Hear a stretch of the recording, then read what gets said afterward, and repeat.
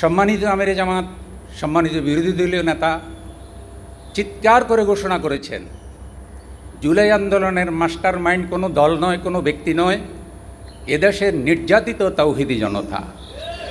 কিন্তু কোনো আলেমের পক্ষ থেকে যদি এরকম অভিযোগ করা হয় যে অমুক দল জুলাই আন্দোলনের মাস্টার মাইন্ড দাবি করেছে, এটা হলো জেনে বুঝে সত্য গোপন করা এবং জাতিকে বিভ্রান্ত করা।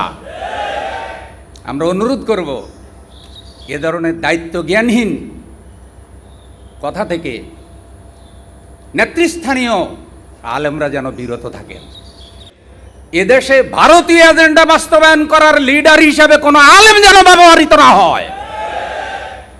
আমরা দেখে এসেছি অতীতে কিছু কিছু আলেমকে ব্যবহার করে জাতিকে বিভ্রান্ত করা হয়েছে। আল্লাহ তাআলা এই সুযোগ দেওয়ার পরে যদি আবার এই দেশে আলেমরা অনৈক্যে লিপ্ত হয়ে দিন বিজয়ের এই কাফেলাকে যদি ব্যর্থ করে, তাহলে আলেমরা ধর্ম ব্যবসায়ী হিসাবে চিহ্নিত হবে।